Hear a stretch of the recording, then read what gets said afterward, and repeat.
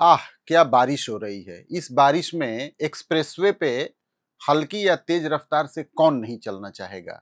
लेकिन कानपुर लखनऊ एक्सप्रेसवे पे चलना किसी दुश्वारी से कम नहीं है। कानपुर लखनऊ एक्सप्रेसवे को अब तक आपने या तो बारिश के पहले उसकी स्थिति को देखा होगा या बारिश के बाद की स्थिति को देखा होगा। लेकिन बोले भारत आपको बीच बारिश में कानपुर लखनऊ एक्सप्रेसवे का क्या हाल है, ये आज इस एपिसोड में दिखाने जा रहा है।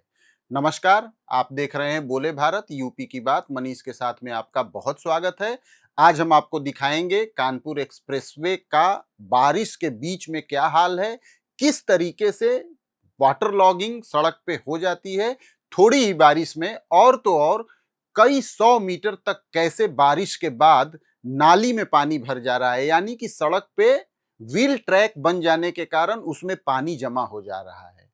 पानी को सड़क का सबसे बड़ा दुश्मन माना जाता है। हालांकि नई टेक्नोलॉजी में तो अब बहुत कुछ बदल गया है, लेकिन कानपुर लखनऊ एक्सप्रेसवे की दुर्दशा के पीछे इसी बारिश को जिम्मेदार बताया गया है। तो आइए 2-3 स्पॉट पे जल जमाव की स्थिति का आकलन करेंगे और देखेंगे कि किस तरह से बारिश की वजह से इस सड़क को नुकसान पहुंच रहा है और एक्सप्रेसवे पे वाटर लॉगिंग है क्यों।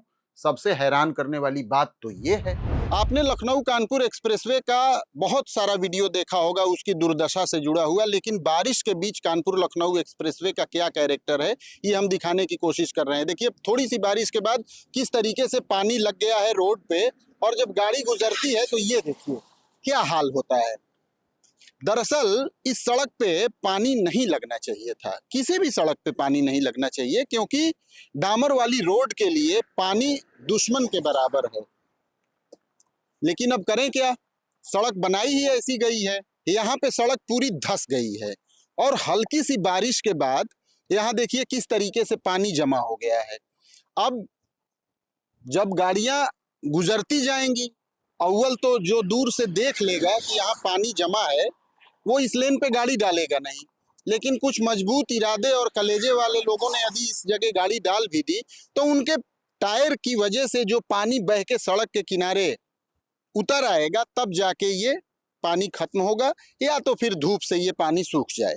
लेकिन कुल मिला के ये आप देखिए कि क्या कंस्ट्रक्शन की क्वालिटी है कि यहाँ कितना पानी जमा हुआ है। और हमने आपको दिखाया कि जब एक गाड़ी इधर से गुजरी तो क्या हाल था। लेकिन ये स्थिति सिर्फ एक जगह नहीं है, इससे अभी और आपको दिखाएंगे कि किस तरीके से सड़क के धंस जाने से व्हील ट्रैक बन गया है और बारिश के बाद उस व्हील ट्रैक में पानी जमा है। कई 100 मीटर दूर तक वो पानी जमा है, थोड़ा मोड़ा नहीं। लेकिन इसी जगह पे जहां मैं खड़ा हूं आपको मैं दिखाने की कोशिश करूंगा कि सिर्फ यही नहीं बल्कि देखिए आगे भी पानी किस तरीके से जमा है, और जब गाड़ियां गुजरती हैं तो ये स्पष्ट पता चलता है कि वहां पे जमीन धसी है, वाटर लॉगिंग है, और इसीलिए ये समस्या खड़ी। देखिए ये गाड़ी गई, देखा आपने, ये देखिए, तो सड़क की धसान हो गई, व्हील ट्रैक बन गया, जमीन नीचे चली गई, गड्ढा बन गया, तभी तो पानी जमा है। अब होगा क्या कि ये पानी रिस के नीचे पहुंचेगा, और जैसा कि आपको पहले भी मैंने बताया है कि भाप बन के पानी जब निकलेगा तो सड़क को तोड़ेगा या मिट्टी और नीचे धसकती जाएगी पानी की वजह से। तो डामर वाली सड़क के लिए तो पानी दुश्मन है ही, लेकिन इस सड़क की ढलान का क्या हिसाब किताब है ये नहीं समझ में आता है। मुझे तो लगता है कि यदि यहाँ गड्ढा नहीं भी हुआ होता ना, तब भी इस सड़क की ढलान ऐसी नहीं है कि पानी निकल सके, क्योंकि जो तीसरी लेन है उसके बाद जो पार्किंग लेन एक तरीके से है वो ऊंची दिखाई दे रही है बाकी लेन के मुकाबले। और अब तो क्या ही कहना, जब सड़क धसी गई है तो वहां पानी जमा है, और इसी वजह से एक भी दिन ऐसा नहीं गुजरा है 25-26 जुलाई के बाद से कि जिस दिन ये खबर ना आई है कि कहीं ना कहीं सड़क धसी हो, और इसी पे चलने को मजबूर ही कह सकते हैं यात्रियों को। तो जाहिर तौर पर 30.3 किलोमीटर पे कानपुर से लखनऊ की ओर जब चलेंगे तो इस डिस्टेंस पे ये जल जमाव है। और कोई बड़ी बात नहीं है कि अगले 24 से 48 घंटे में आपको ये खबर मिल जाए कि यहाँ सड़क धंस गई, खराब हो गई, पीएनसी कंपनी आकर इसे बना रही है, इसका मरम्मत कर रही है। तो लखनऊ कानपुर एक्सप्रेसवे का भगवान ही मालिक है। बरसात तक कितनी टूट फूट इसमें होगी, इसका कोई हिसाब नहीं लगा सकता है। तो जल जमाव की स्थिति आपने एक्सप्रेसवे पे देख ली।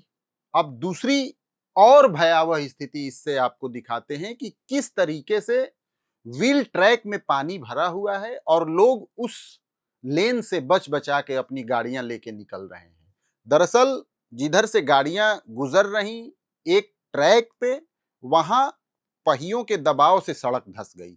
सोचिए आप कि 4700 करोड़ रुपए की लागत से 3 साल की मेहनत और हजारों इंजीनियरों की निगरानी में जो सड़क बनी हो, वो सड़क सामान्य गाड़ियों के पहिए से धंस गई और कई सौ मीटर धंस गई। धसान इतनी नहीं कि उसे समझा जा सके, लेकिन जैसे ही बारिश होती है वैसे ही सड़क की ये धसान स्पष्ट हो जाती है। विस्तृत रिपोर्ट देखिए। लखनऊ कानपुर एक्सप्रेसवे की दुर्दशा के पीछे पानी को वजह बताया गया। और देखिए हल्की सी बारिश में क्या हाल हो गया है। आप लंबी दूरी तक देखिए कैसे व्हील ट्रैक बन गया है। हल्की सी बारिश हुई है और उसके बाद नाली जैसा बन गया है जिसमें पानी जमा है। अब यही पानी नीचे पहुंचता है। क्यों? क्योंकि सड़क पे देखिए कितने क्रैक्स हैं। ये देखिए क्रैक्स, इन क्रैक्स के जरिए पानी नीचे पहुंचता है। उसके बाद जब तेज धूप होती है तो पानी भाप बन के ऊपर उठता है और इस सतह को फाड़ देता है। यानी सड़क पहले फूलती है और उसके बाद जब ऊपर से गाड़ियां गुजरती हैं तो वो खंड खंड हो जाती है। हम पहले भी आपको बता चुके हैं। तो देखिए अभी भी बीमारी लखनऊ कानपुर एक्सप्रेसवे की ठीक नहीं हुई है। करीब 100 मीटर लंबा ये दायरा है जहां व्हील ट्रैक बना हुआ है और पानी पूरा आपको दिख रहा होगा। तो सिर्फ जुबानी जमा खर्च करने से लखनऊ कानपुर एक्सप्रेसवे की दशा नहीं सुधरेगी। ये तय बात है कि बहुत ही घटिया क्वालिटी की सड़क बनी है और हर रोज इसका सबूत जनता के सामने आ रहा है। तो बारिश की वजह से सड़क की नींव किस तरीके से हिल गई है, ये हमने अपने पहले वाले एपिसोड्स में आपको बताए। लेकिन सड़क की सरफेस पे भी जो लोग इस बात की शिकायत करते हैं कि बहुत जर्क है, बहुत उछाल है, उसकी क्या वजह है? पानी ही इसकी कलई खोल रहा है। जब सड़क धंस जाएगी तो स्मूथ राइडिंग कैसे होगी? और सड़क धंस क्यों गई, उसके पीछे बारिश को वजह बताया गया। लेकिन सबसे बड़ी बात यह है कि पानी की वजह से सड़क का धंस जाना, वो भी एक एक्सप्रेसवे का, जिसमें देश की सबसे मजबूत तकनीक लगी हो, सबसे ज्यादा पैसा लगा हो, जिस पर सबसे ज्यादा टोल वसूला जा रहा हो। हालांकि अब तो टोल सस्पेंड है इन दिनों, लेकिन आखिर ऐसी नौबत ही क्यों आई कि सड़क पे धसान हो गई और वहां पानी लग गया? तो कुल मिला के लखनऊ कानपुर एक्सप्रेसवे बनाने वाले, इसे बनवाने वाले हर रोज इस बात की दुआ कर रहे होंगे कि जल्दी से जल्दी बारिश का सीजन खत्म हो जाए और उनके सामने की मुश्किलें भी इसके साथ खत्म हो जाए। लेकिन उन 4700 करोड़ रुपए का कौन हिसाब देगा? आप इस एपिसोड में मेरे साथ बने रहे, इसके लिए आपका बहुत धन्यवाद। हम एक और एपिसोड में साथ होंगे। तब तक के लिए मुझे और मेरे कैमरामैन धीरेन्द्र प्रताप को दीजिए इजाजत। नमस्कार।